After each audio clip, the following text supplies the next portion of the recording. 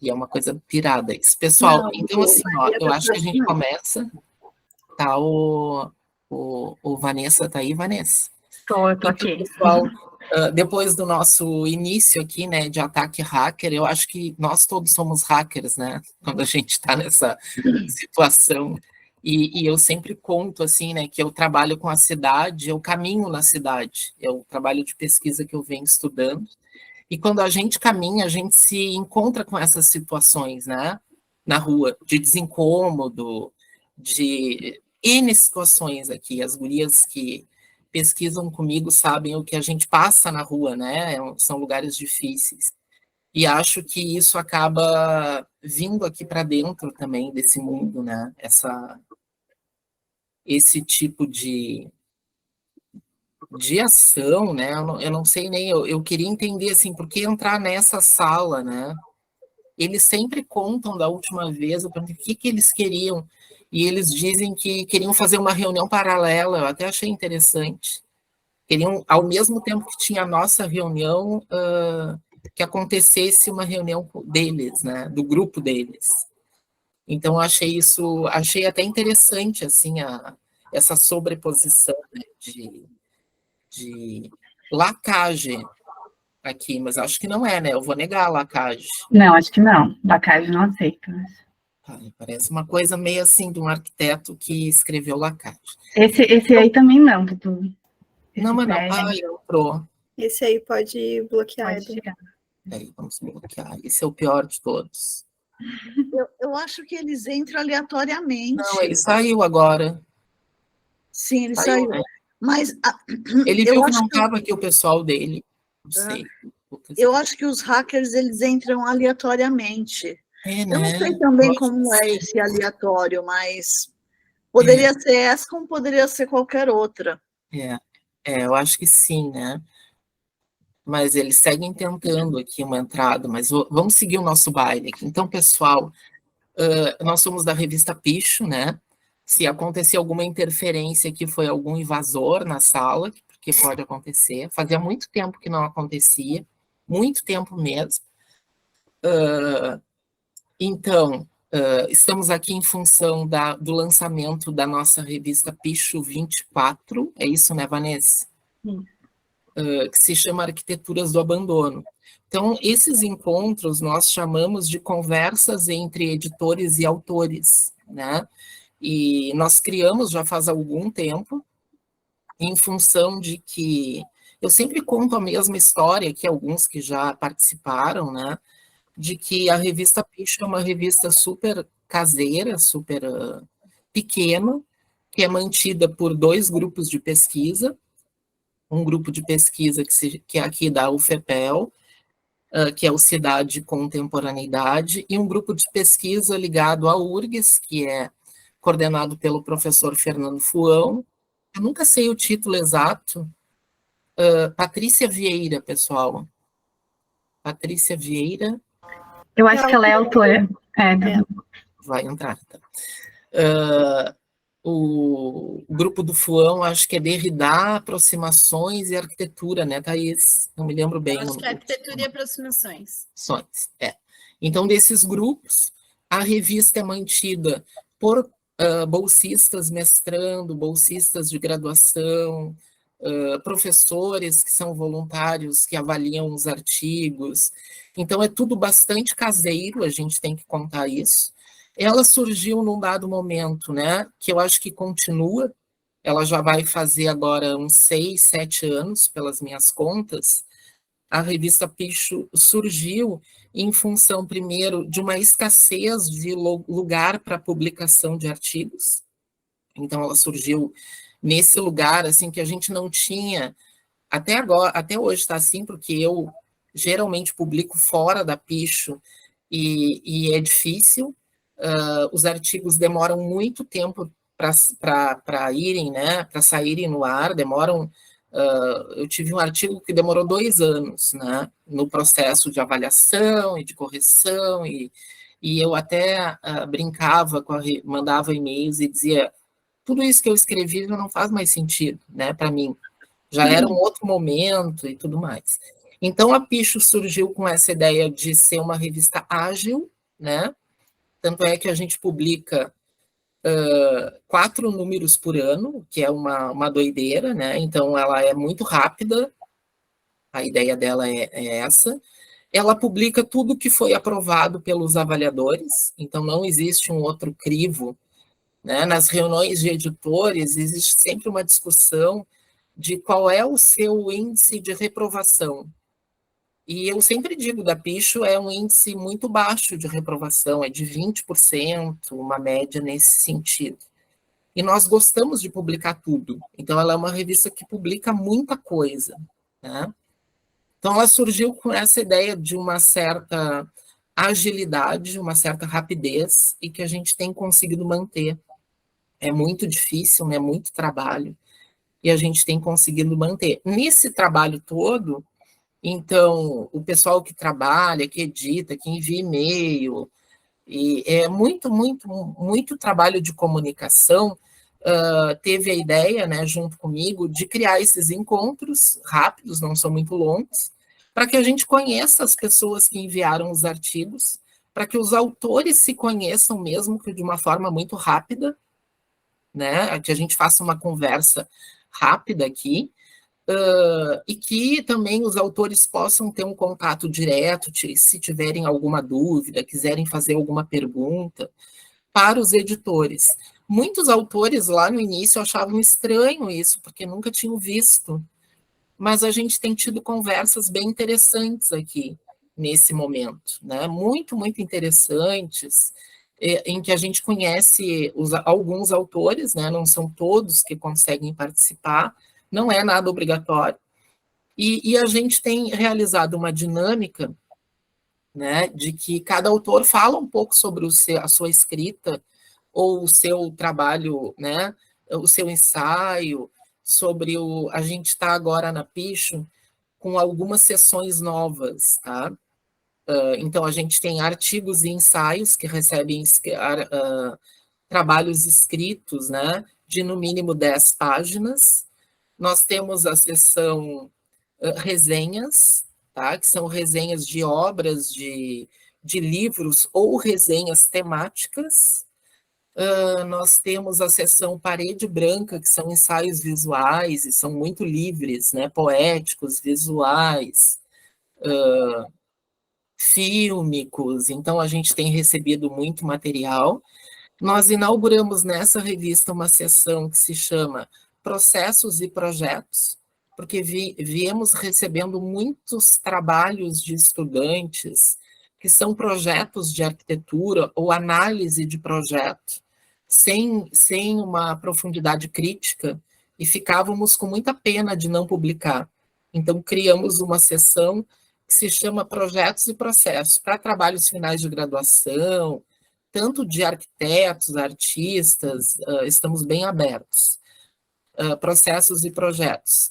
E temos uma seção nova de traduções também, que foi uma solicitação de alguns autores que traduzem textos, né, de colegas, e não tem aonde publicar. E a seção de entrevistas também, tá? Então, geral, assim, para contar, não sei, Vanessa, queres falar um pouquinho? Eu fiquei totalmente desconcertado com os hackers. Então, boa tarde, então, a todos. Agradecer a primeira presença, né, por estarem aqui com a gente, compartilhando um pouco desse momento.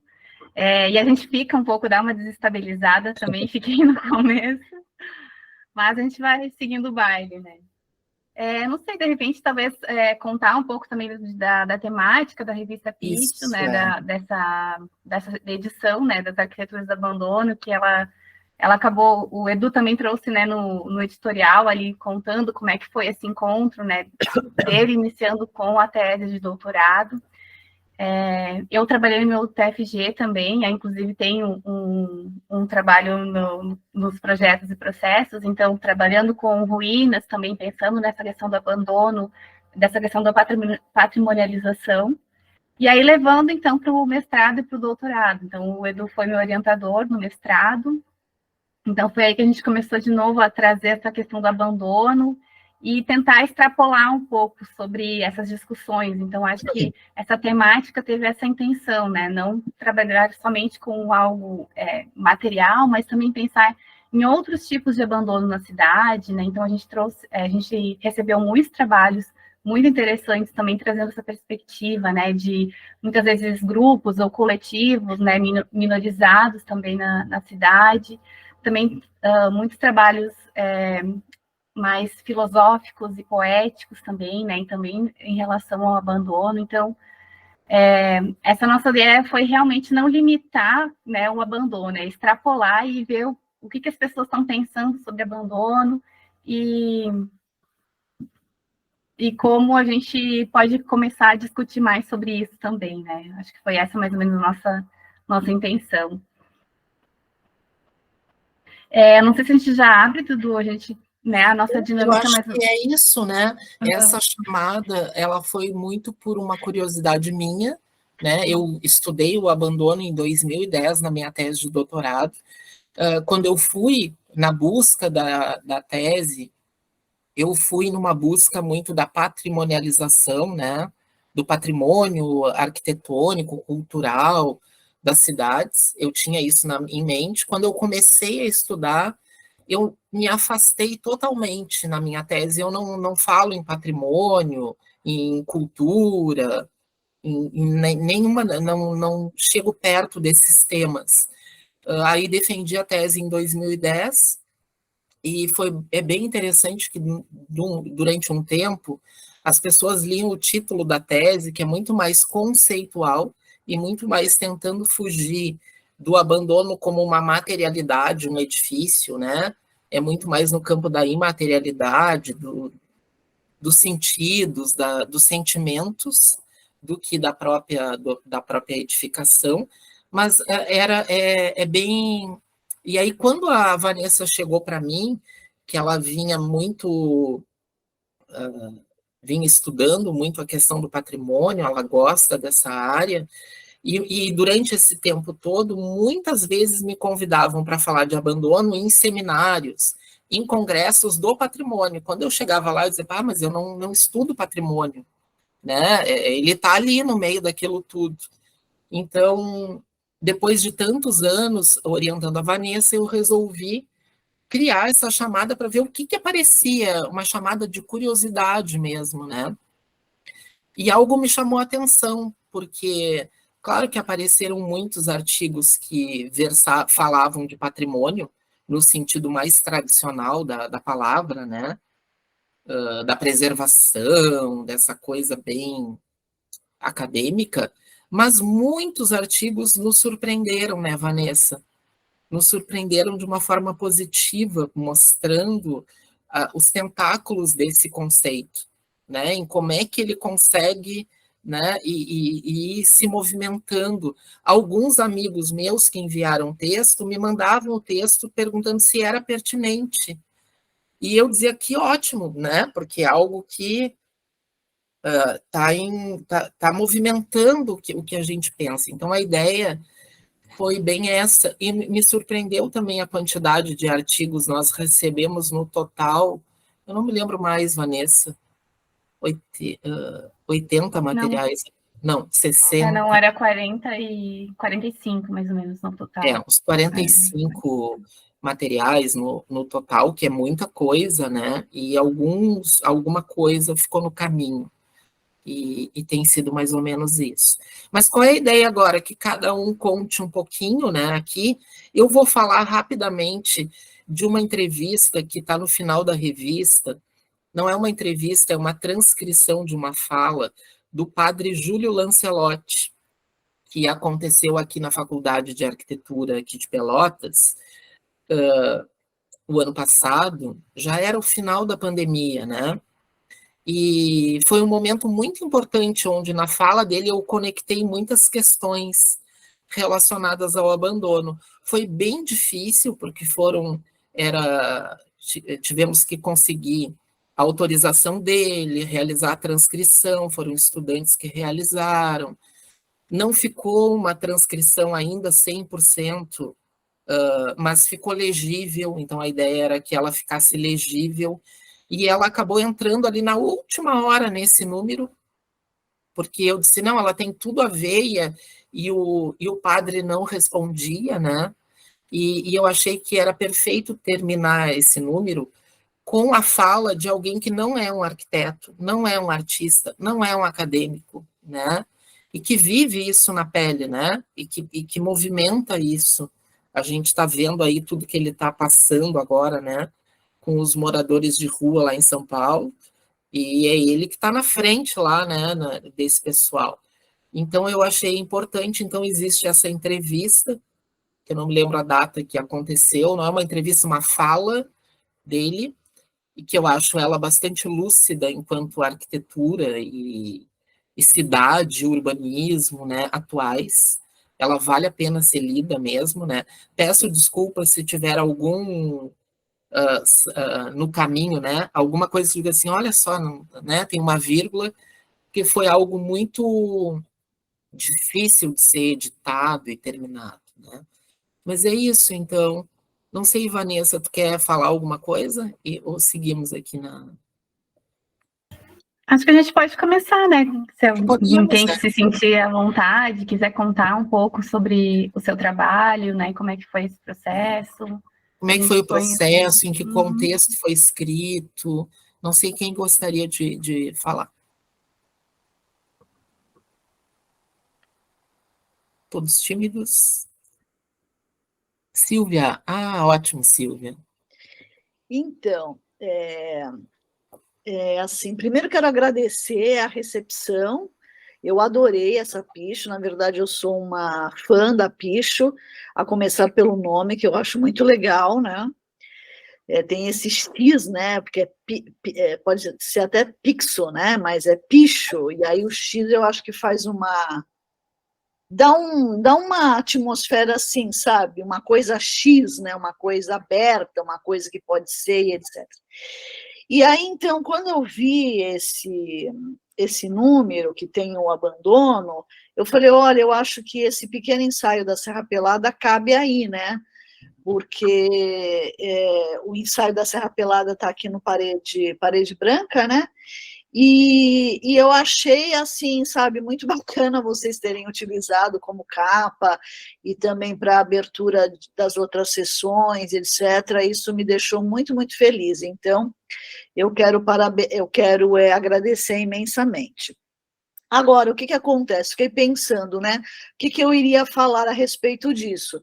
Porque, assim, eu estou na cidade de Marabá, alguns de vocês já sabem, né? E Serra Pelada está a 120 quilômetros daqui. Então, quando eu cheguei aqui, eu comecei a fazer um mapeamento, isso tem quase 6 anos, um mapeamento do que eu poderia estar, as viagens técnicas que eu poderia estar fazendo com os meus alunos nas minhas disciplinas, né? Sabendo que eu não sou arquiteta, e que eu não trabalho na faculdade de arquitetura, eu trabalho numa faculdade que é licenciatura, num curso de licenciatura em artes visuais, e as minhas disciplinas são fotografia e audiovisual, poéticas visuais, todas voltadas às poéticas da fotografia e do audiovisual. Então, quando eu chego, eu vou fazer um mapeamento da região, e aí eu fiquei assim muito animada realmente com Serra Pelada, né? E eu comecei a ir para Serra Pelada em 2018. Em 2018 eu fiz 3 viagens, né? Com 2 turmas que já se formaram no curso, né? E aí eu fiquei pensando o seguinte, e depois eu voltei agora no ano passado, em 2022, com outras turmas, e fiz 4 viagens, e que é um material meio inédito, meio não, totalmente inédito, essas de 2022, e eu quero continuar, não sei se possível, num momento oportuno, fazer uma espécie de livro, assim, um fotolivro e tal. Agora, o que eu queria falar é o seguinte, é que Serra Pelada é um desses lugares que é abandonado, né? Mas aí tem uma característica que eu acho que é um abandono relativo, Por quê? Porque a Serra Pelada, a vila de Serra Pelada, pertence a uma cidade chamada Curionópolis, né, que fica na estrada que liga Marabá a Canaã dos Carajás e antes uma outra cidade chamada Paraopebas. E essas 3 cidades, Curionópolis, Paraopebas e Canaã dos Carajás, elas só existem por conta da Vale, né, da companhia Vale, que faz a mineração dos recursos naturais que estão presentes aí nesse trecho, né? Então, o que acontece? Serra Pelada foi, assim, um dos primeiros, quer dizer, o primeiro lugar, até onde eu sei, até a informação que eu tenho, que, sabe, levou, assim, muitas e muitas milhares de pessoas, mas, assim, num primeiro momento, assim, as pessoas chegavam e depois, né, elas foram organizadas pelos militares, né? Tanto é que Curionópolis tem o nome de Curió, né, que é a cidade do Curió, que foi o militar que foi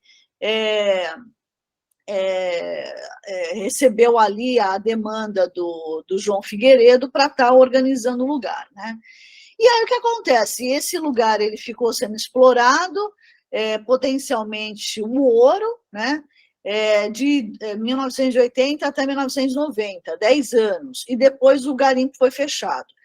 Agora, o que acontece? Por que é um abandono relativo? Porque, assim, o garimpo manual continua, né? Então, o Figueiredo, ele autorizou a exploração desse lugar até uma laje que daria ali 170 metros de profundidade, onde as pessoas podiam extrair de forma manual. A partir dessa laje, só exploração mecânica mesmo, né? E aí o que acontece? Todo mundo se pergunta por que não é autorizado essa extração mecânica, já que a Vale praticamente domina o lugar, e outras companhias mineradoras também, porque o ouro continua, né? É um lugar assim que tem muito ouro de fato, e aí você vai andando pelo lugar e você vai observando ali os garimpos manuais, etc, etc. E também, ao mesmo tempo, você, assim, teve uma ocasião em 2018, na terceira viagem de 2018, que eu encontrei o Alckmin lá, né? Porque o Alckmin, ele era o candidato a presidente pelo PSDB, e ele estava em Serra Pelada, e assim, eu fiquei, como assim o Alckmin em Serra Pelada, né? E ele estava justamente na casa do Curió. O Curió já não morava mais lá, né? Não morava, e o Curió morreu agora em 2022, eu não lembro exatamente o mês, mas ele morreu. Então ele foi um senhor que viveu muito, né? E aí o Alckmin estava justamente na casa do Curió, e essa casa do Curió era cuidada por uma professora, e eu construí um laço com essa professora. Depois que o Curió morreu, essa professora deixou a casa e foi viver numa outra casa na vila, né? Então é um abandono relativo. Por quê? Porque quando interessa, sabe, o candidato à presidência vai lá. Agora, em 2022, eu encontrei um candidato a deputado federal, uma pessoa chamada Chamozinho, né, que, sabe, também foi lá fazer a sua panfletagem, etc. e tal, e ele ganhou, né, para deputado federal. Então, assim, é relativo. Então, assim, fica lá abandonada, as casas todas abandonadinhas, muita casa de madeira da época de 80, e aí você percebe que existe uma movimentação ali de construção de outros comércios, com casas de tijolos e tal, mas, assim, o curioso continua sendo, sabe, as casas de madeira, e também, sabe, a quantidade de garimpeiros, né, de famílias que não saíram do lugar. Então, você tem crianças que são netos, bisnetos desses garimpeiros que chegaram lá nos anos 80 e que, por razões diversas, não saíram, né? E aí, assim, cada vez que eu vou, eu, sabe, sei de alguma coisa. Isso que é interessante, né? Porque, assim, eu nunca dormi esse hotelzinho aí, eu nunca tive coragem de ficar no hotelzinho. E também tem outros dormitórios também, né? Que eu nunca tive coragem. e também os alunos perguntam, vamos, a gente dorme. Eu falei, não, a gente não vai dormir, não, a gente sai cedo e volta no final do dia. Mas assim, a última vez e que essas fotografias estão inéditas foi agora em setembro de 22, o micro-ônibus da Unifespa pegou fogo, né? Então ele pegou fogo numa subida, né? Que fica entre a cava e esse túnel, que é a capa da revista Picho, né? E ali ele pegou fogo e todo mundo ficou assim super nervoso, claro, né? Nós fechados dentro do ônibus e o ônibus ali pegando fogo e tal. E pá, abrimos a porta e de repente 3 garimpeiros assim, né? E eu, nossa, o que está acontecendo aqui? E aí eu dei de cara com um garimpeiro que ficou rico nos anos 80, que é o Chico Osório, né?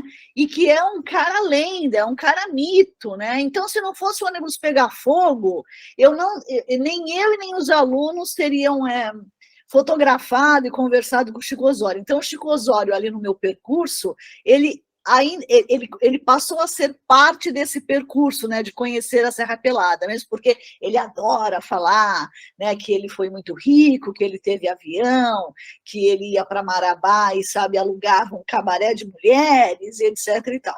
Então, assim, hoje ele é muito pobre, mas ele continua ali, sabe, explorando manualmente o garimpo e na expectativa desse garimpo ser reaberto, né, e todos eles, claro, bolsonaristas, né? Então, por isso que eu acho que, assim, Serra Pelada, para mim, é um lugar, assim, muito ruidoso, porque quando eu chego lá, eu cheguei com as imagens do Sebastião Salgado, né? Tudo bem, tem todos os vídeos, tem filme de Serra Pelada, tal, tá tudo disponível na internet, mas, para mim, Serra Pelada realmente era as fotografias do Sebastião Salgado que ele fez ali entre 85 e 86.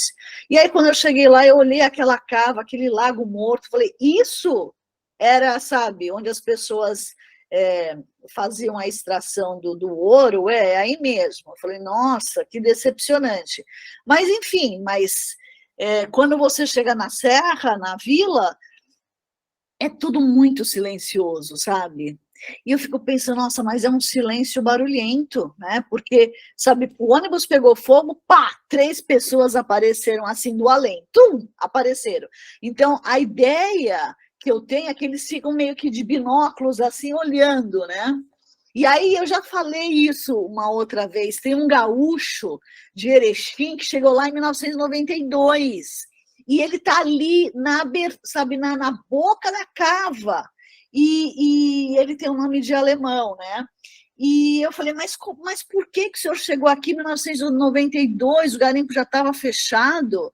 E, sabe, ele é uma dessas pessoas que foram pós o auge do garimpo, justamente para continuar garimpando, né? Então, ele tem várias perfurações ali na área dele e tal, só que as máquinas trabalham muito mais à noite, e durante o dia ele fica ali, sabe, como se fosse um daqueles, né, homens daquelas casas abandonadas e que ficam esperando o tempo passar, né? E aí, uma das vezes do ano passado, ele começou a me olhar torto, né? Porque, pô, mas o que essa mulher está fazendo aqui? Toda hora ela traz esses alunos aí, né?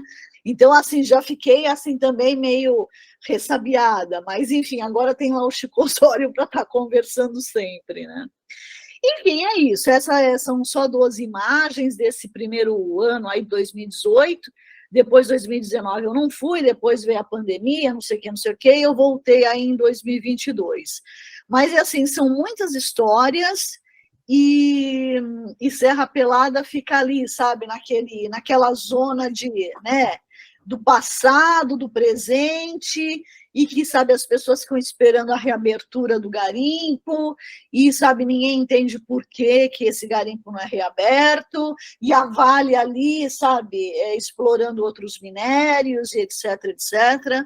Enfim, é um desses enigmas, sabe, enigmas dos interiores e que, sabe, por motivo da mineração e do ouro, passou a ser conhecido no Brasil inteiro e no mundo inteiro, né? Enfim, é isso que eu gostaria de falar. Tá ótimo. Obrigada pela publicação, né, fotos inéditas aí. As fotos são lindas. Obrigada. Então tá, pessoal, quem gostaria? Todos que- Posso seguir? Ah, não, sei. Pode falar, Luciana. Eu sou de casa. Vocês me ouvem bem? Luciana, Então, boa tarde, pessoal. Meu nome é Luciana. Eu fiz meu mestrado no POSARC, na UFSC. Então, a pesquisa, né, que eu apresentei aqui é um compilado, assim, do que eu desenvolvi no mestrado. Então, eu estudei a cidade de Erechim, no norte do Rio Grande do Sul, que até a Silvia comentou. E eu estudei, então, a relação dos espaços públicos, que foi o que me chamou muita atenção quando o título, né, da edição sobre arquiteturas do abandono, porque a minha pesquisa ela revelou justamente esse abandono dos espaços públicos conforme tu se afasta dessa área central, que Erechim foi planejada, né, trazendo essa colonização no norte do Rio Grande do Sul.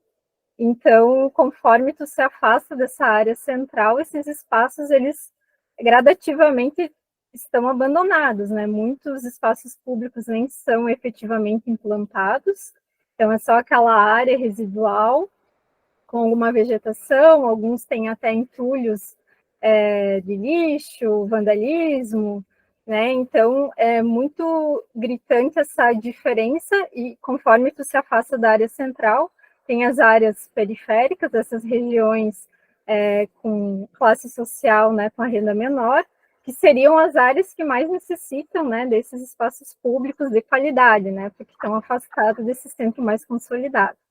Então, a minha pesquisa foi um pouco trazer esse abandono, que eu até acabei chamando de abandono estrutural, né, dos espaços públicos, porque ao longo do tecido urbano, independente da área, conforme vai se afastando, tem essa diferença gritante. Então, no centro, as praças, né, planejadas ali no início do século XX, e nos bairros, né, conforme a população vai crescendo, esse abandono prevalece, então, independente do período histórico, né? Então, fica bem evidente esse abandono. Então, eu fiz a pesquisa entre 2019 e 2021, que foi quando eu defendi a dissertação. E é mais ou menos isso, de uma forma geral, assim. Eu até trago algumas imagens, né, desses diferentes espaços abandonados, até o que está aparecendo ali é da linha férrea também, que teve um importante elemento estruturador do tecido urbano, da criação de Erechim, então vai estruturando vários tecidos, né, tem até beira-trilhos, né, então são vários elementos que vão constituindo esse abandono. Mas agradeço a oportunidade, achei também muito incrível essa oportunidade de a gente ter essa troca, quero parabenizar a equipe da revista e agradeço também por estar aqui. legal. Legal, né? Essa questão, né, Vanessa, das escalas, né? É algo bem impressionante para mim, de ver alguns trabalhos que pensaram o abandono, ou que isso, né, fez parte do trabalho em escalas tão grandes, assim, escala da cidade, né? Tem mais de um trabalho. Eu sou de uma escala muito pequena, muito próxima, então eu acho bem interessante esse conseguir pensar nisso, né? Nessa relação, nesse sistema. Quem mais agora? Falantes, aí tem o Lucas, a Thaís, que eu estou vendo. Andrews. O Andrews é o nosso filósofo. Vocês me ouvem bem? Então, tá aí, Andrews. Bom, o filósofo, né? Então, já adiantando, eu sou filósofo de formação, graduado na UFPEL em licenciatura, e tive contato com o conceito de abandono, né, a partir das conversas com a Vanessa, em função da pesquisa dela, e em função das leituras que eu fazia na época da graduação, eu nunca deixei de pensar uma aproximação possível entre o conceito de abandono e a problemática do esquecimento do ser em Martin Heidegger, né? Que ele, né, a partir de uma crítica à tradição metafísica, né, da filosofia. Ele identifica que houve um esquecimento do ser das coisas, né, e passou-se a observar as coisas apenas a partir da presença imediata delas, né. É toda uma argumentação bem complexa, né, mas isso sempre ficou presente comigo, assim, ao longo tendo para a Vanessa, assim. E quando surgiu a chamada para essa edição da PICO, eu entendi que era uma boa oportunidade de fazer uma brincadeira conceitual, assim, e tentar aproximar, através de uma resenha, esses dois conceitos, né, essa problemática e esse conceito. Então, eu optei por fazer, né, um artigo, como objeto da minha resenha, um artigo da filosofia, que discute o conceito de natureza, e a partir de como a filosofia tradicionalmente trabalha o conceito de natureza e esvazia o sentido de ser da natureza, propor uma aproximação com o conceito de abandono.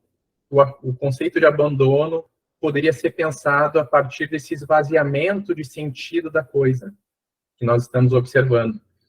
E então eu proponho, né, uma apresentação desse texto, e aí eu proponho algumas reflexões, né, algumas provocações para o leitor, né, para ele olhar ao seu redor, né, prestar atenção em como ele se desloca pela cidade, como ele percebe, né, o espaço urbano, e como ele identifica esse abandono como algo presente no seu dia a dia, e como ele passa a significar esse abandono. Se ele vai entender o abandono como apenas um resto, né, que ele está apenas aguardando para ser eliminado, ou se esse espaço abandonado ele pode ser ressignificado, tanto para a restauração de um sentido que já estava presente nesse espaço, como para a instauração de um novo sentido, através de um resgate estético ou através de uma outra abordagem, uma nova utilidade para esses espaços, assim.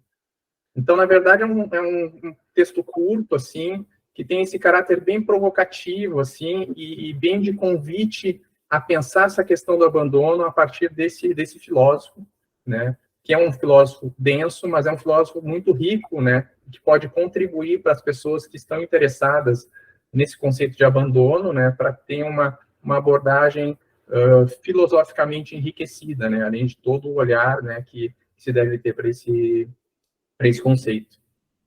Assim, mais ou menos esse é o contexto, assim, gostaria também de agradecer a oportunidade de poder falar um pouquinho, né, de estar compartilhando aqui os trabalhos com vocês, e é isso. Obrigado. É importante a fala, porque instiga a leitura também, né? A gente tem se perguntado muito na produção dessa revista, que é isso que é legal o autor falar, né, sobre o que ele escreveu, é uma outra linguagem, é claro. E como fazer com que as pessoas leiam, né? É muito difícil. Quem é professor aqui sabe dessa dificuldade, a dificuldade da leitura, né? De oferecer uma leitura. Então, a gente está tentando algumas formas, né, de instigar a leitura. E a gente aprende muito com a filosofia, viu, Andros? Eu sempre mexo com a Vanessa, eu tenho medo dos filósofos, né? Porque a gente pega as filosofias pensando. Eu sempre digo isso, todos nós, arquitetos. São poucos que realmente mergulham na filosofia, né? A gente vai lá, rouba uma fatia e traz para nós, né? Meio que por aí. Mas é muito, muito legal. Tu já tem um outro texto, né? Num outro número, se não me engano. Sim. Aí já aproximando um pouco mais da minha área de pesquisa, né? Porque eu atualmente faço doutorado em educação e discutindo a questão das tecnologias digitais. Isso, aí eu aproximo o uso das tecnologias digitais e proponho uma aproximação com a pesquisa em arquitetura e urbanismo. Que legal. Então tá, agora tá o Lucas, a Annelise, eu acho que o Lucas levantou primeiro. Vamos lá, Lucas. Oi, pessoal, tudo bem? Vocês me escutam? Tudo bem. Tudo bem? É uma grande alegria estar aqui compartilhando com vocês esse momento. Parabenizo pela iniciativa da revista, dos editores e do Edu. E, enfim, eu sou o Lucas, eu sou arquiteto urbanista, eu sou formado pela Universidade Federal de Pelotas, então eu vim desse ambiente da casa, né, onde a Picho se instala. Então, é uma grande alegria poder estar aqui contando um pouco do processo desse ensaio. Ele é um ensaio que foi desdobrado a 8 mãos, né? Então, ele é oriundo, assim, de discussões estabelecidas no grupo de pesquisa POIESE, Laboratório de Política e Estética Urbanas, que é sediado na Faculdade de Arquitetura da URGS, no programa de pós-graduação em Planejamento Urbano e Regional, o PROPUR, que é onde hoje eu sou aluno de doutorado. Eu terminei o mestrado no PROPUR também, me formei na UFPEL e vim para Porto Alegre, então. E sou aluno de doutorado, então, nesse momento. E esse texto, então, ele é um texto a 8 mãos, né? E também tem a participação do Gabriel Fernandes, que é meu colega de doutorado, também orientado pelo professor Paulo Reis, que é professor do PROPUR, que também é um dos autores, e o Arthur Wilkozinski, que ele é egresso do grupo, ele já é doutor, ele é professor da Unicinos, também arquiteto, enfim.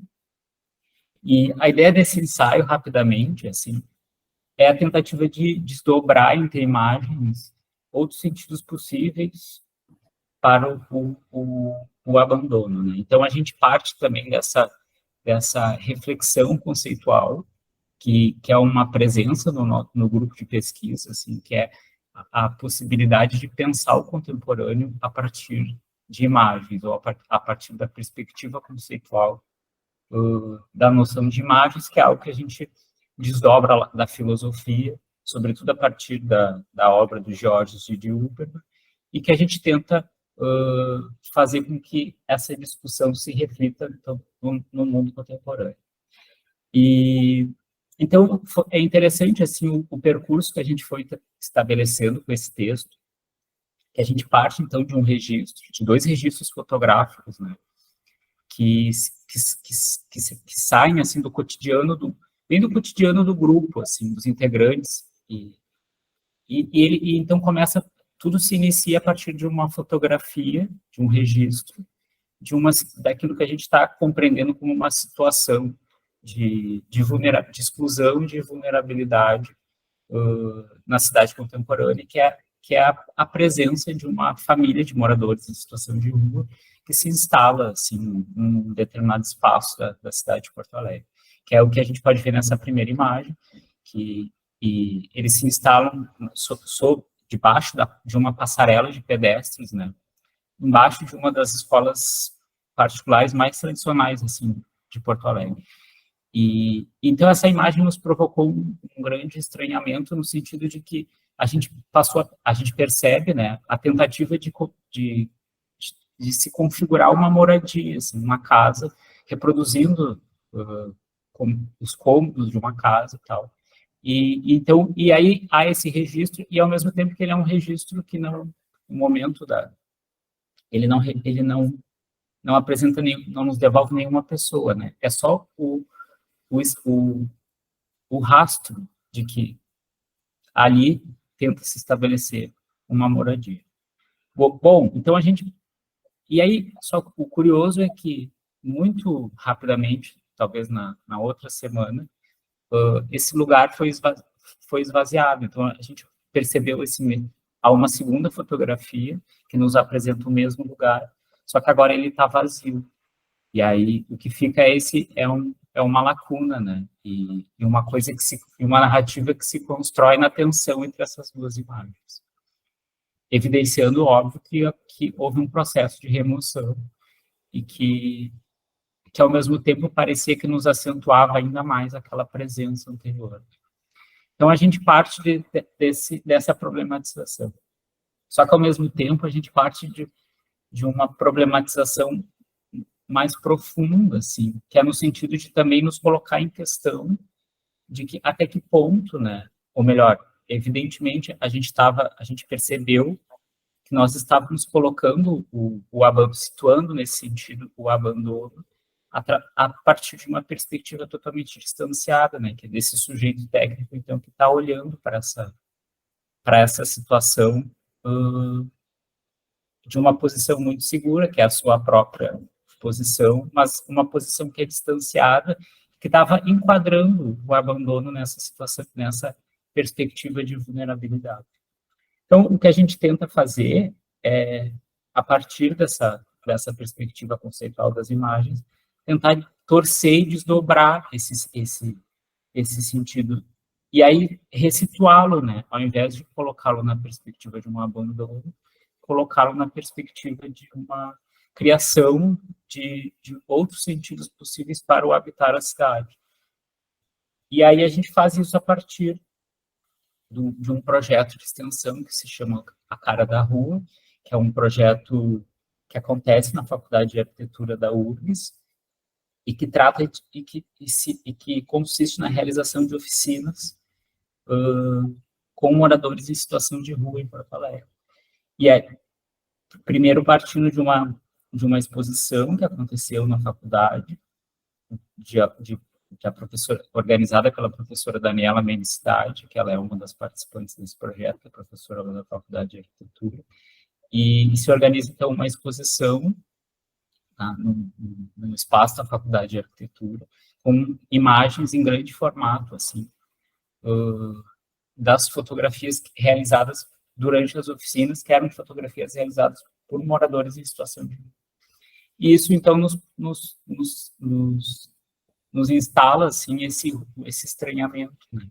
E aí a gente passa a perceber, o que nos parece curioso, é que a gente entende, então, que a outra posição, uma outra possibilidade para o abandono nesse sentido, é essa que os próprios moradores nos devolvem, que não é a nossa, que está vindo de longe, mas é a própria posição dos moradores. E o que eles nos devolvem nunca é a perspectiva da exclusão, né? O que eles nos devolvem é sempre uma perspectiva de um outro horizonte urbano, assim, que a gente está vendo na possibilidade de um outro horizonte urbano, que é um horizonte de criação, de um sujeito que está olhando a cidade na tentativa de identificar coisas bonitas, coisas numa situação sensível muito comum, assim, a qualquer pessoa, né? E, bom, acho que, grosso modo, é isso, né? A gente entende, então, que o que esse outro sentido possível para o abandono é justamente esse sentido de sonho e de criação. É isso.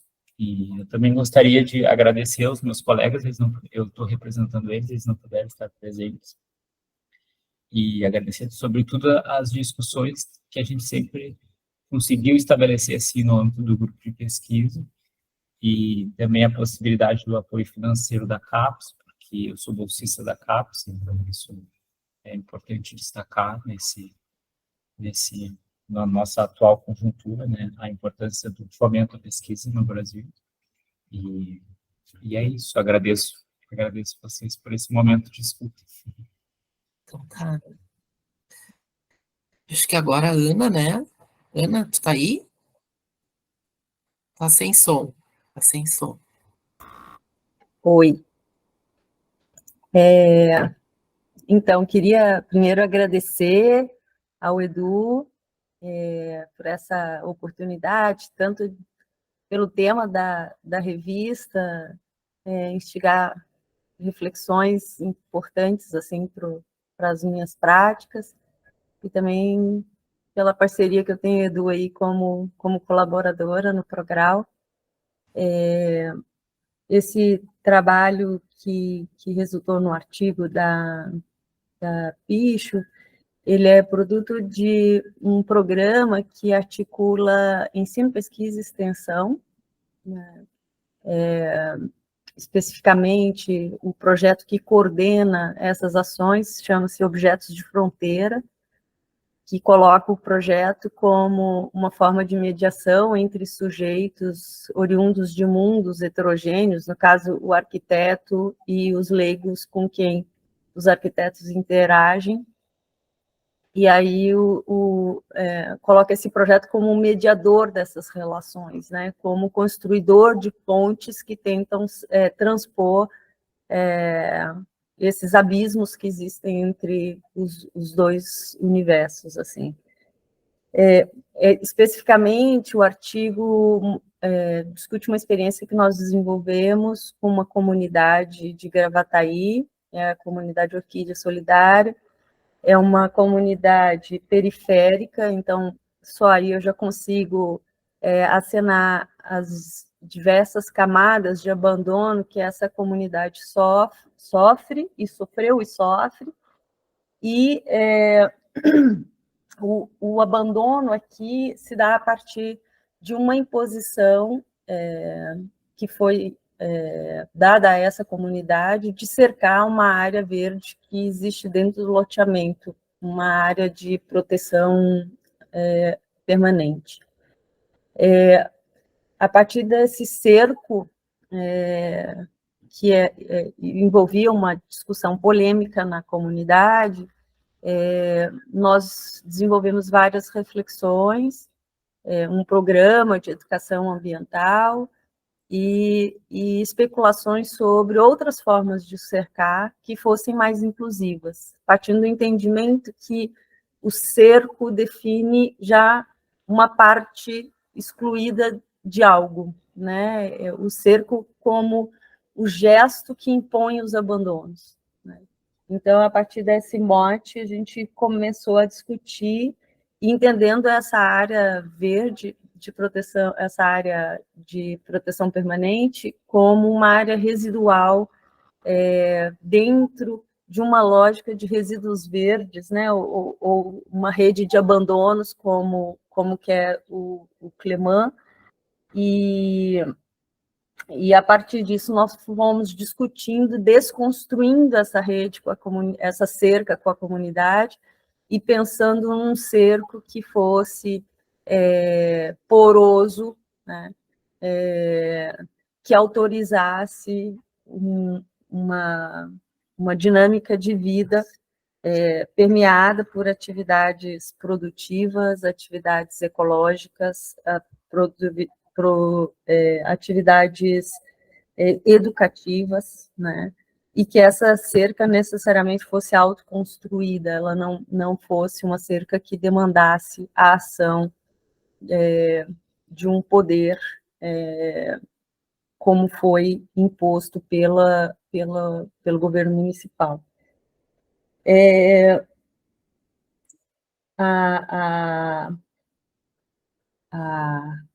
O resultado final disso é uma cerca utópica, no sentido que ela vai demandar da comunidade uma ação constante de vigia sobre a efetivação desse cerco, né? E um constante encontro para apresentar conflitos, redirecionar definições, pactuar acordos, né? Então, junto com a cerca, com o projeto da cerca, né, veio também um projeto de um plano de gestão dessa cerca, né, como um elemento gestor desse espaço. É isso, a experiência é isso, ela tenta, em síntese, ressignificar os cercos numa perspectiva de investigar cercos mais inclusivos e, consequentemente, os abandonos que os cercos trazem consigo. É isso.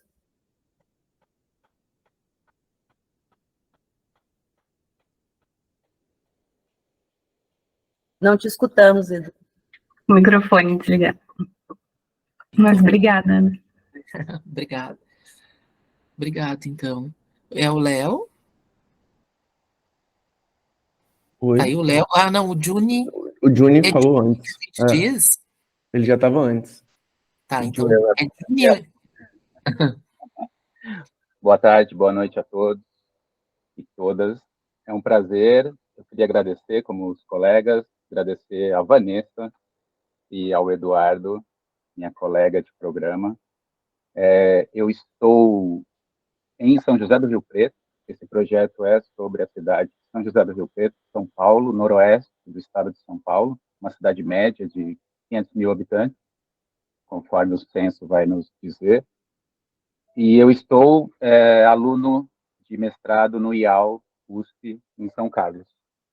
Eu entrei no programa com esse projeto. Quando olho para trás, vejo o futuro.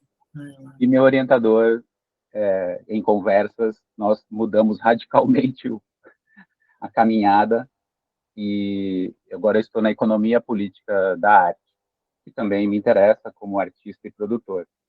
Então, esse projeto, ele é aqui, né, o que eu trago essas imagens são um desmembramento de um projeto que já está na 4ª ou 5ª etapa. O que me chama a atenção aqui em Rio Preto foi esse começo de demolição de casas específicas, em bairros específicos, bairros do centro e do bairros residenciais mais antigos, e eu começo a registrar esses terrenos privados, no primeiro momento. Então, as primeiras fotos são todos os terrenos privados. As últimos terrenos aéreas, fotos aéreas, já são de uma 2ª etapa, que são de terrenos públicos. Só que, mais do que as fotos, eu começo a coletar os tijolos, né? Eu tenho um quê de acumulador, então desculpa, de coleção, a gente vai juntando tudo, né? Então, eu comecei me atraiu muito o elemento, o objeto tijolo, esse tijolo maciço, pesado, grande e diversificado, né? Então, como se a cada demolição eu parasse e ele me oferecesse. O que me chamava a atenção era isso. A cada novo terreno, eu encontrava novos tijolos, com novos grafismos, de novas origens, né, de origens diferentes, de olarias diferentes. Então, foi uma coisa, não era uma coisa que se resolveu no primeiro 6 meses, no primeiro ano. Até hoje, eu continuo coletando tijolos, já estou com um acervo de mais de 500 tijolos diferentes, né? Então, esse é um outro braço que eu ainda nem consegui tocar, de fazer o estudo da superfície do tijolo, né? Peso, medida, tipo de solo empregado, origem das olarias. Então, isso é um trabalho que me fascina, vai me fascinar. Eu aqui em Rio Preto, né, tem os editais de fomento à cultura. Eu encaminho esse projeto em 2016 e ele é aprovado, e a partir daí eu realizo uma série de pinturas. Então, no primeiro momento surge essa discussão da gentrificação, dos vazios urbanos, uma série de pinturas. Numa segunda etapa, eu percebo o lado público, que são as 2 últimas fotos, que são a permanência de terrenos públicos por conta da prefeitura proposital. Ela mantém esses terrenos vazios, ela cuida desses terrenos, ela para, né, não é uma matagal abandonado, então ela mantém vazio, ao invés daquilo se tornar um equipamento cultural, um equipamento, né, de entretenimento e de uso do cidadão. Então, essa é uma terceira etapa do projeto. E aí, eu encaminho também esse projeto para um seminário no Porto, e ele é aceito, e quando ele é aceito, eu falo, isso dá um caminho para a academia. Foi aí que deu o pulo do meu interesse no retorno à academia e de apresentar esse projeto para discussão, né, dessa questão dos vazios e da transformação dessa cidade, né, de como o exemplo da cidade como Rio Preto cai nessa dinâmica desse apagar de memórias, né? Porque o que está acontecendo é uma transformação muito clássica, assim, e muito repetitiva. É uma casa residencial que é demolida e transformada num bloco de ferro e metal, num box comercial, né? Não é nem trocada por uma outra residência. Ela é anulada completamente, a sua memória, e vira um lugar vazio e estéril. Então, a grande transformação presente na cidade é essa, e o projeto busca retratar isso. E agora está nessas 2 frentes. Então, está na frente do privado e na frente dos terrenos das praças, né? Desses terrenos vazios que são da prefeitura e que não estão lá inertes, parados. Aí eu faço fotografias aéreas desses terrenos, e para mim já está chegando no nível de uma abstração, assim, eles já estão virando verde e marrom. Estou querendo talvez levar essas imagens para a pintura, para abstrair e transformar ela em pequenas pinturas, sabe? Então, como eu disse, é bonito. Eu tenho um prazer porque são muitas frentes e eu não vejo muito um fim breve, assim, ele não se, né, não se extingue, não se exingue muito fácil. E eu agradeço, assim, a Picho é uma revista, eu acho ela fenomenal pela proposição de temas, né, desde quando eu a conheci. Os 3 últimos temas, eu tô chorando que eu não consegui mandar para 25, que é um tema absurdo, é lindo aquilo, e as proposições são muito contemporâneas, né? É isso que a academia tem que estar nisso, antenada e conectada com o agora, né? E propondo coisas as quais a gente está vivendo. Então, eu acho maravilhoso. Parabéns. Que legal, né? Eu lembrei agora que eu fazia muito isso, eu não coletava tijolos durante a minha tese de doutorado, eu gostava de observar esses lugares que estavam sendo demolidos, né? Ou eu dizia que eram abandonados à força. E foram lugares que me fizeram pensar, como eu observava muitas vezes os mesmos lugares, eu comecei a descobrir que existiam movimentos ali, né? Coisas que aconteciam, pessoas que deixavam coisas, ou que moravam ali dentro, né? E eu me lembro que isso foi algo que começou a mudar o meu pensamento muito congelado do lugar, como um congelamento do patrimônio lá que eu contei. E era bem esse tipo de lugar que estava sendo meio, eu chamava que era, em vez de ser a construção da casa, era a desconstrução, né? Aproximando um pouco, que aquilo ia sendo desmanchado, né? Me interessava bastante. E é muito rico esse olhar que pensa ao contrário né? De construir coisas novas, de ocupar lugares e tal. Como é que se dá esse inverso? É estranho que os arquitetos não se preocupam com isso, com esse movimento ao contrário, né? Nós, quando começa esse movimento contrário, nós saímos fora, nós não projetamos só os artistas que se aproximam, né? Eu lembro do Marta Clark, ele projeta esse desmanchamento, ele desenha o desmanchamento, né? Mas os arquitetos não, eles meio que, tipo assim, agora não tem nada a ver comigo, né? Quando a coisa começa a ir por água abaixo. A desfazer, né? Meu negócio é fazer. Desfazer, né? Muito legal. É edificar, né? É isso mesmo. Pessoal, eu vou me meter assim, né? Rapidinho, Edu. Desculpa, Paty, acho que a Paty saiu. Ou não, tá aí. Oi. Não, é que eu gostei muito, depois vamos trocar umas figurinhas, porque eu sou arquiteta, mas eu trabalho com cerâmica também. E eu e meu companheiro, ano passado, a gente tinha um projeto de entrar nas obras, e aí a gente pegava uma amostra do solo, quando a fundação era profunda, e aí fazia uma cartografia dos barros, assim, só dos lugares que ainda eram uma paisagem, mas que estavam sendo utilizados para a construção civil, assim. Então, tem vários barros, tipo, o barro da Panvel, o barro do edifício tal, assim.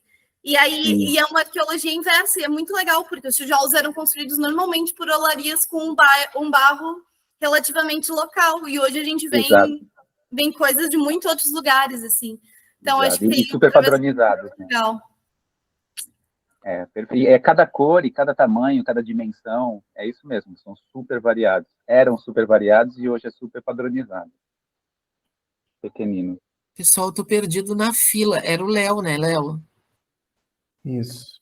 E aí? Isso, e a gente se conhece agora. O Léo é o editor, junto com a Ana, desse próximo número, né, Léo?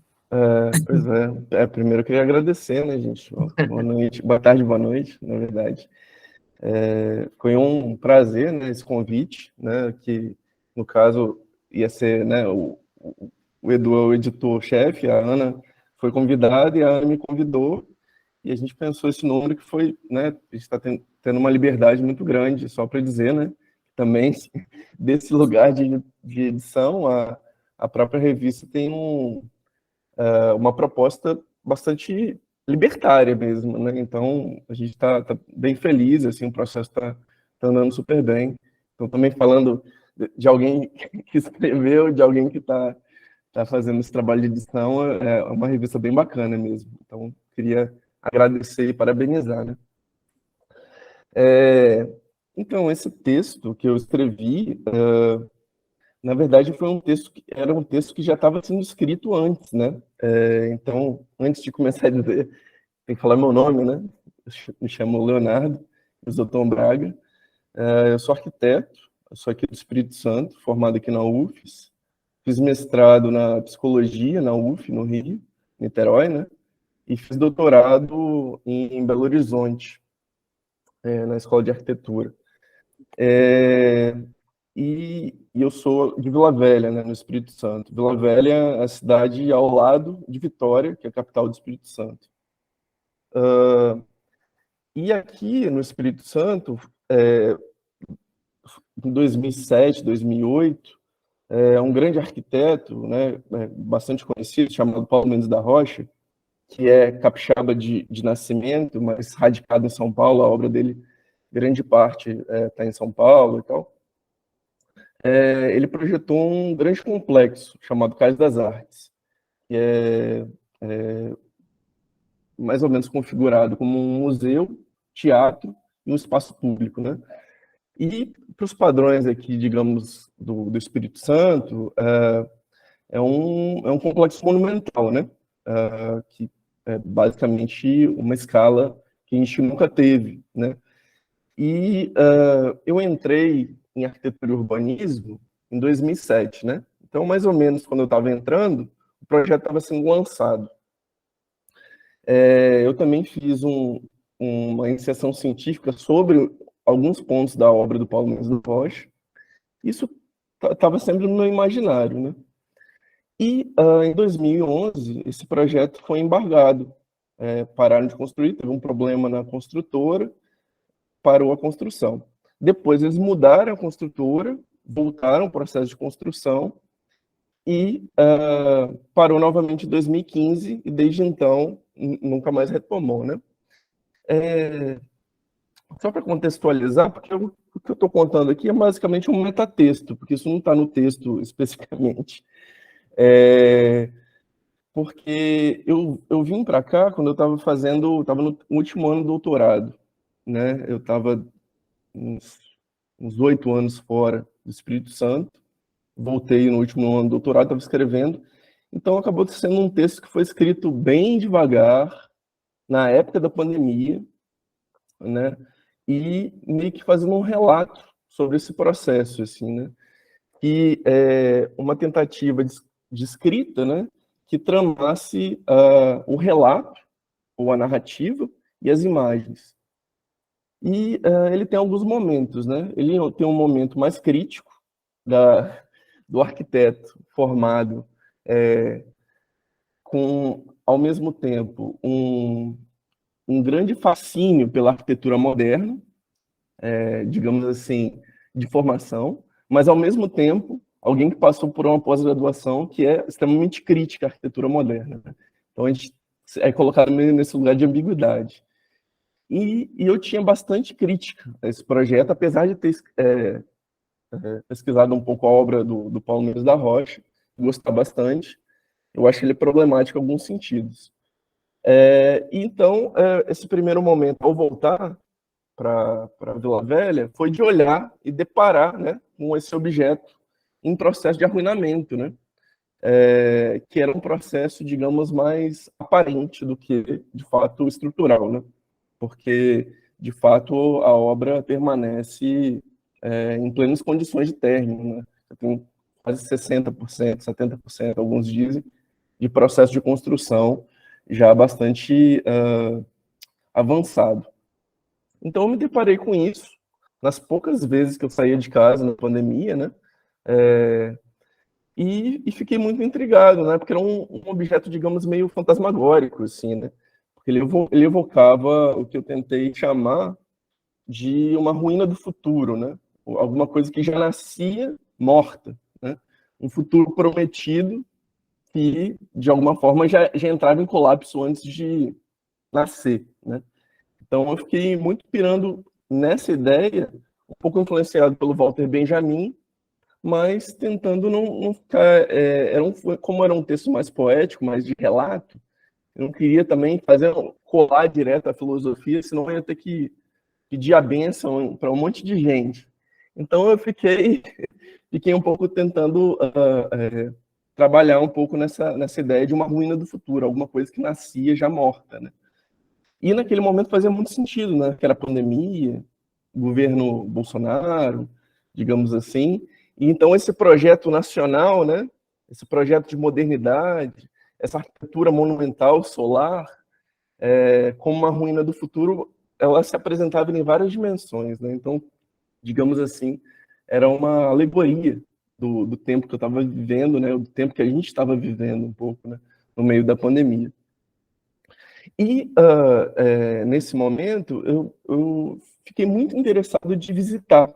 Então, foi o primeiro momento de crítica, né? E de um certo deslumbramento. E o segundo momento foi de querer visitar. Então, fui lá, marquei no Departamento de Obras do Espírito Santo, fui com amigos. E fiquei extasiado, assim, né? Porque, de fato, é uma grande usina de produção cultural, né? Uma grande usina de produção de subjetividades, né? Acho que, com todas as contradições, era uma grande potencialidade que estava ali colocada.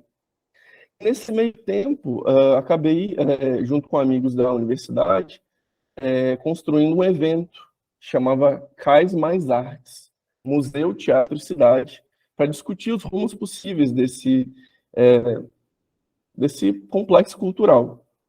E nesse evento, eu chamei umas amigas que são bailarinas e elas criaram esse curta, né, metragem, que foi dirigido pela Dorotia, que é uma arquiteta e também cineasta húngara que estava morando aqui, chamado Ruína do Futuro.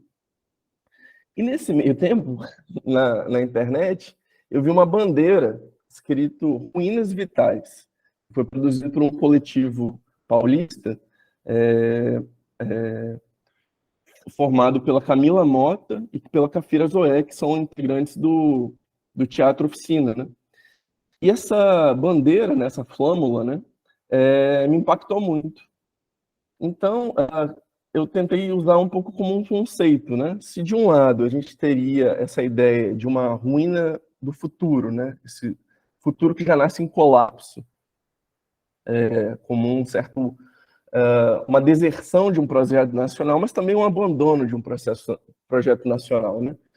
E de um outro, as ruínas vitais, né? Que seriam as ruínas, as construções, as espacialidades, sempre com potencialidade de territórios férteis, da criação, da apropriação desses espaços como territórios férteis de produção, né? De ocupação pelo coletivo, né? De alguma forma, um certo agenciamento, né, entre arquitetura e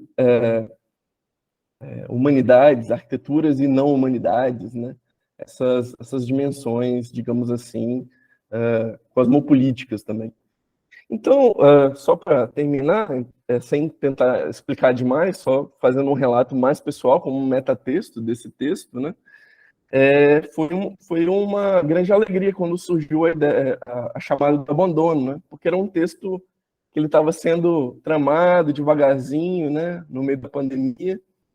E quando eu termino de escrever, o Paulo Mendes da Rocha morre e, de alguma forma, esse texto é uma certa oração, é um certo chamado, né?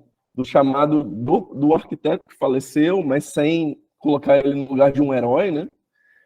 Mas também de um objeto arquitetônico que está ali para ser reapropriado pela população, com todas as suas contradições. Então é um pouco essa tentativa, né? Quando eu ouvi a chamada do abandono, eu pensei que as ruínas poderiam ser uma forma de pensar esse abandono, mas as ruínas, tanto no sua dinâmica, digamos assim, negativa, como pura morte, né? Como puro defenecimento, desaparecimento das coisas, mas também a ruína como rastro e a ruína como possibilidade de germinação, assim, né? Eu fiquei um pouco pirando nisso. É isso, espero que tenha instigado a leitura. Obrigado. Muito, com certeza, né? E temos muitas ruínas como essas, né? No mundo todo. É bem interessante, assim, pensar sobre essa ruína contemporânea, né? A gente tem uma ideia romântica da ruína, mas a ruína está aí em todo lugar, né? Uma coisa que é interessante, né, que eu fico pensando sempre, que em dado momento eu entendi, né, que o abandono é sempre um estado, é sempre estado. Ele não é algo que é, né? Ele é estado. Então, aquilo está em abandono, mas daqui a pouco e não é uma questão tanto arquitetônica, é uma questão muito, como é que a gente diz, muito leve, muito pequena, pode tirar aquilo do abandono, né? Assim, o Lucas mesmo no artigo dele mostrou uma família ocupa o debaixo do viaduto, aquele viaduto já está ocupado, né? E aqui uma pequena movimentação nesse, nesse lugar, nessa arquitetura, nesse urbano, né, já tira aquilo daquele movimento, né? E pode ser alguma coisa por muito pouco tempo, ou pode ser por muito tempo. Aí tu tirou o edifício do abandono com a dança, né? Quando tu coloca a dança lá e tu coloca ele em movimento. Eu achei bem bonito isso, essas conexões, né? Agora eu acho que a Patrícia, né? Patrícia, que está aqui desde A Thaís cedo. queria falar antes, eu não sei. Thaís. A Thaís Não, fica não, pro já fim. falei, pode Ah, falar. tá. Meu nome é Patrícia, eu queria agradecer também a oportunidade, né, de publicar e participar desse encontro hoje. Esse trabalho, foi uma síntese, né, uma síntese, dá para ver que está bem recortado ele, foi a síntese do meu mestrado, né, eu sou arquiteta e fiz mestrado no programa de pós-graduação de arquitetura e urbanismo da UFAL, e ele, como eu falei, parte como uma síntese do meu mestrado, e ele retrata um pouco do contexto que a cidade aqui de Maceió vem passando, que ela vem sofrendo de uma forma muito, eu diria que intensa, assim, as consequências da mineração de Salgema, da Braskem, e que houve esse agravamento, esse escancarar, assim, desse agravamento em 2018, por causa de um tremor de terra, em um dos bairros, né, que foi atingido. E aí a Maceió está dentro desse contexto, do agravamento da mineração, e é uma mineração que acontecia desde a década de 70, né, havia várias minas de salgema em atividade, em exploração, e só foi parado em 2019, por causa dessas consequências, e acabou prejudicando diretamente 55 mil pessoas, 55, hoje já se fala de 60 mil pessoas, que são mais ou menos 5 bairros aqui da cidade, e são bairros são bairros distintos, têm configurações urbanas, de renda, bem distintos, e um dos bairros que eu procurei me aprofundar, especifiquei um pouco mais, foi o bairro de Bebedouro, por ser um dos primeiros bairros aqui da cidade, né, ele tem essa coisa do reconhecimento oficial, né, como um perímetro patrimonializado no plano diretor, e também como ele tem algumas áreas de proteção ambiental, que ele faz margem com uma das lagoas aqui da cidade, que é a Lagoa Mundaú.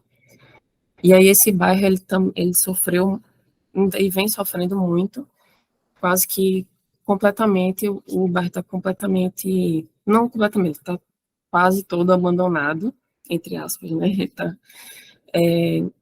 A maioria das pessoas já não mora lá, e realmente é um bairro de rastros mesmo, é um bairro como vocês podem ver nessas imagens, realmente é isso que o bairro está, como ele se encontra hoje em dia, com muitas casas em processo de demolição, né, pela empresa que vem cuidando do monitoramento da região, e também ainda com algumas pessoas morando, né, resistindo, porque não tem como ir morar em outros locais, e também pessoas que não foram colocadas dentro do mapa de realocação, que é como a empresa chama, que hoje em dia a gente os arquitetos daqui, né, todo mundo que se comove, né, que entende e compreende essa situação, vê que não é uma realocação, né, é uma expulsão mesmo, e que o processo de indenização, de compensação é extremamente complicado, tá? Extremamente complicado aqui.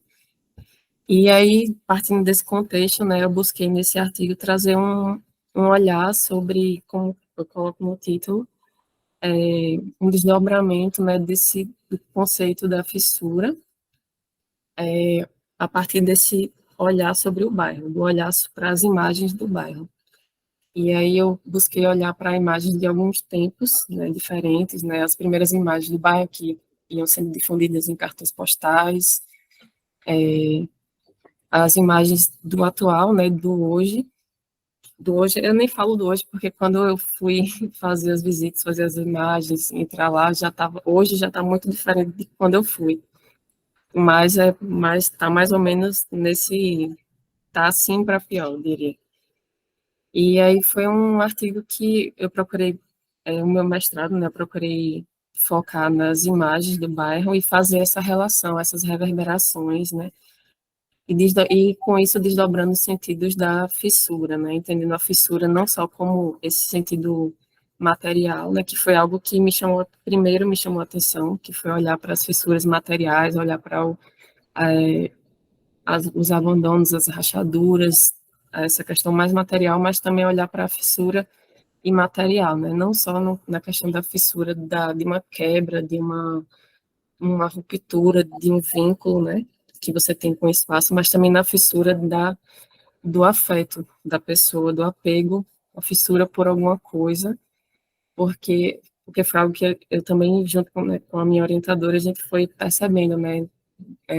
Principalmente nas redes sociais, né, a vontade das pessoas de colocar, de expressar a sua frustração, de expressar, junto com essa frustração, o apego também com aquele espaço, né, que ela construiu, os sentimentos, sabe? Então, foi mais ou menos isso, assim. Então, foi, assim, um grande desdobramento, assim, olhando para a fissura, tanto olhando para o acúmulo de fissuras também, né, no sentido não só da fissura agora, da mineração, mas também do acúmulo também das fissuras do abandono, da degradação do patrimônio reconhecido também e o não reconhecido, né, que é o habitat, o chão das pessoas, o cotidiano. Então, foi mais ou menos, muita coisa, não sei se eu posso trazer, mas... Não, e esses temas conceituais, né, quando eles chegam para os arquitetos, como a gente se choca quando a gente percebe que a fissura maior ou mais potente, não sei que palavra usar, nem sempre é do próprio edifício, né? Eu lembro que quando eu estudei abandono, eu também fui com essa ideia, né, dos sintomas, e eu estudei isso. E quando eu comecei a me dar conta de que não era só isso, né, que existia uma família que tinha saído dali, ou N questões, e que até quando a gente experimenta isso, né, a gente não tem mais o mesmo olhar para a arquitetura, vamos dizer, para os arquitetos que estão aqui, né? O nosso olhar começa a mudar um pouco de direção, e eu até às vezes fico muito cético, assim, tipo, sem me importar com algumas questões muito materiais, né? É muito interessante o que isso faz no psique da gente, né? Isso que você falou, eu fiquei pensando agora que uma das coisas que eu coloquei, eu tentei fugir um pouco também de falar patrimônio, não sei porquê, mas parecia ia ficar muito rígido, eu acho. Mas é uma coisa que até eu tinha estudado um pouco com alguns professores no mestrado, que essa coisa de olhar também para o patrimônio com um pouco menos, talvez, de romantismo, não sei se é essa palavra, mas porque quando eu olho para esse bairro, né, que sofre com isso, ele é um patrimônio, né, tem tanto oficialmente como não oficialmente fora do papel, mas ele também, há também fissuras nele, outras, fora essa da mineração. E aí uma das que eu coloquei aí foi uma questão que foi até tentei fazer uma relação, né, que foi eu acho que tem uma imagem, não sei se está mais para baixo, ou mais para cima, mas é uma imagem que mostra, é mais para cima, esse, que mostra uma casa de clínica de repouso, né, psiquiátrico, e é um dos prédios, uma das edificações, assim, que é mais lembrada, assim, quando se fala nesse bairro, e é muito falada essa edificação. E é uma edificação que ela teve, né, muitos, ela é bem antiga, do século XIX, e ela teve os problemas, né, do abuso, né, da exploração das pessoas, né, a partir quando ainda não teve as reformas manicomiais, antimanicomiais. Então, as fissuras já estavam aí presentes, né, um prédio tão bonito, mas daí saíam gritos, as pessoas falavam, as pessoas mais antigas, né, falavam que ouviam os gritos, tratamentos, né, de choque, outros tratamentos que traziam prejudicavam as pessoas. E aí, hoje, ele é ocupado ele é a estação de monitoramento da empresa, essa área. E aí foi meio que uma relação, assim, que essa fissura, ela continua, assim, ela tá sobreposta aí. É um patrimônio, é uma edificação, tem essa estética, né, da eclética, tem essa questão, é muito bonito por dentro, mas aí saíram muitas questões de exploração, e hoje ainda continua, né? Por mais que seja um monitoramento, mas é um símbolo também nisso. Aí meio que tem muitos sentidos. É verdade. Pessoal, acho que a Thaís, né? Ficou tu por último, Thaís. Falo bem rapidinho. Tá. Olá, boa noite, pessoal. Eu sou a Thaís. Sou participante assídua da Picho, dentre outras colaborações. Inclusive, já fica o convite, né? Também eu estou propondo a chamada da colagem, que vai ser a número 26. Então, estamos interessados em todos os tipos de colagem, de pensamento como colagem, de colagem como colagem, de arquitetura, de tudo que puderem imaginar. Enfim, não vou me demorar, mas a chamada está aberta. Se tiverem qualquer dúvida, podem me perguntar também. Eu participo nessa edição, um tema que embora eu acompanhe o Edu e a Vanessa também foi minha colega de mestrado, eu atravesso ele por um outro momento, né, por um outro viés, talvez que seria o abandono da velocidade, assim. E dentro dessa investigação, eu trago o projeto que eu fiz durante o trabalho final de graduação, que foi, eu acho difícil falar, né, mas foi uma cooperativa de reciclagem junto com um centro comunitário, e aí era um espaço por urbano, assim, que não tem ainda muitas regras, era um terreno grande, de 4 hectares, e aí eu tive a liberdade de fazer um dispositivo mesmo para as pessoas que trabalhavam nesse centro de reciclagem e para o próprio bairro, né? E aí acabei trazendo, então, a partir de uma perspectiva cartográfica, porque na época eu já me envolvia aí com a cartografia deleuze-guattariana, muito com as ideias da Paula Jacques também, que na época eu estudava bastante de dança. E aí, enfim, o projeto ele sai um pouco disso, pensando um equipamento industrial, mas que precisava funcionar na escala da máquina-pessoa, né? Porque quem faz a reciclagem hoje no nosso país são os catadores, que muitas vezes chegam até esse lugar com cavalo e operam essa reciclagem através da mão. Então, pensando justamente nessa liberdade de escalas, assim. E é isso, né? Um projeto que estava abandonado desde 2019. Então, também é uma revisita difícil, assim. Claramente, hoje não tomaria as mesmas decisões. Mas acho que, como o tema é um tema bastante pertinente, que tem pouca investigação, né? Inclusive, quando eu apresentei o trabalho, eu ouvi que não era um trabalho de arquiteto, que os arquitetos não precisavam pensar espaços para os galpões de reciclagem, ou enfim, né? Mas acho que é um tema que a gente precisa pensar cada vez mais, né? E pensar o trabalho também na escala humana e urbana, mas, enfim, pensar nessas arquiteturas que atuam nesses entremeios, inclusive porque isso é também um abandono, né? A gente vê o lixo só como um abandono e acha que bota na lixeira e acabou. E então, nunca é, né? Então, assim, várias coisas. Percebi também que várias coisas que na época eu não tinha maturidade para pensar, hoje eu penso e precisaria escrever também um pouquinho mais sobre isso. Mas aí também são muitas ideias, né? E Pessoal, é isso. e a Thaís e a Vanessa inauguraram essa sessão da revista. É legal falar, porque tem professores, estudantes, que é a sessão de processos e projetos. Então, tem muitos trabalhos finais de graduação, ou até projetos de disciplinas que o aluno que tenha uma relação com a temática, né? E a gente recebeu tem recebido muito lá como se fosse um artigo, mas às vezes aquele material não tem corpo de artigo, tá uma narrativa do seu projeto, né? Um memorial descritivo, e a gente acha que é legal publicar, mas não como artigo. Então a gente precisava dessa sessão até para deslocar esse estudante, né, de arquitetura, o artista, que está apresentando ali um projeto, não exatamente um artigo. Tá?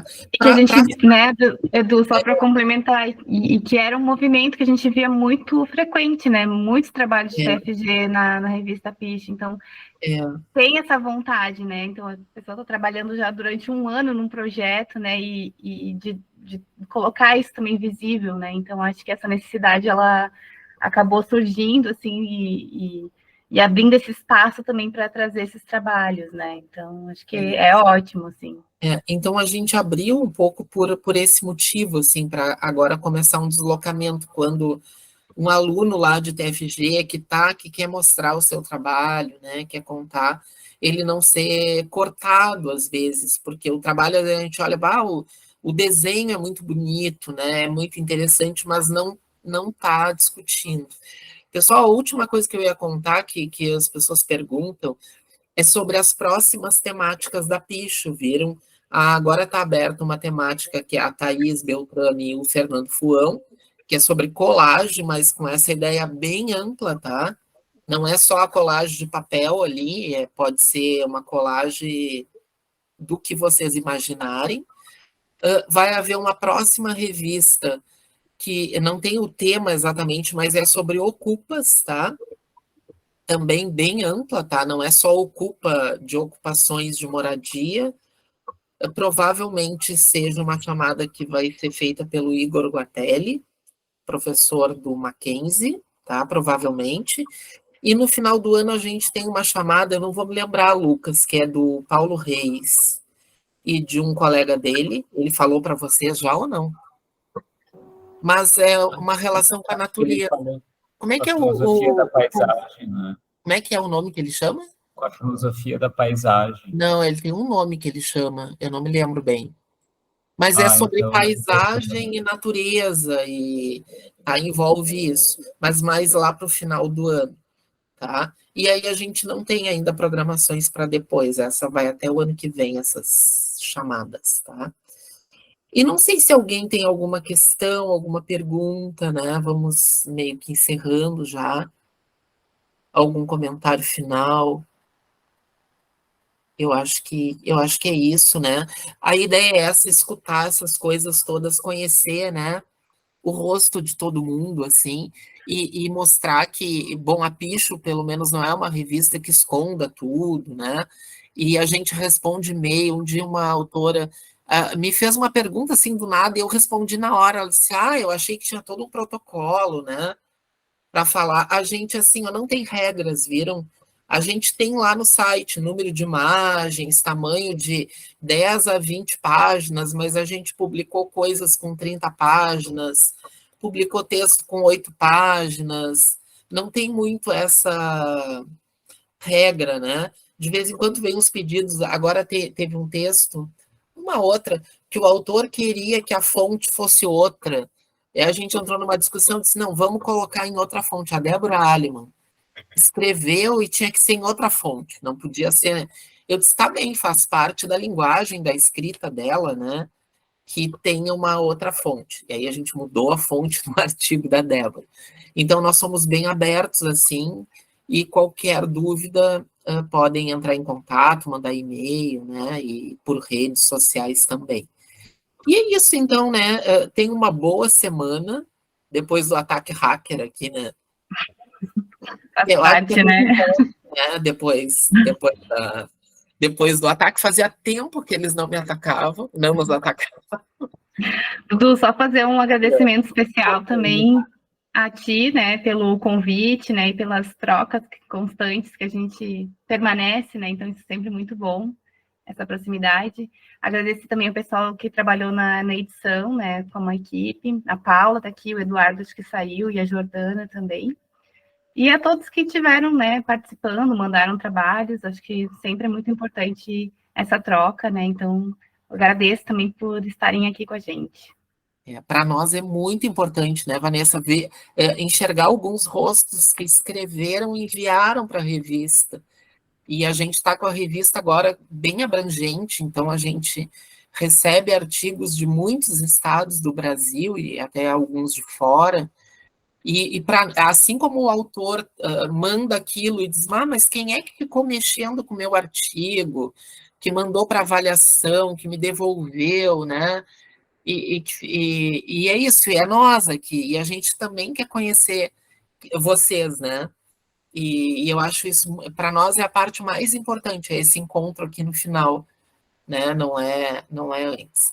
E é isso, então, né? Tenho todo mundo uma boa semana, né? E esperamos novas contribuições, né? Para a revista. Tá bem? Obrigada, Edu. Parabéns, Obrigada, querida. Vanessa. Tchau, Tchau, gente. Boa semana. Tchau. Tchau, tchau.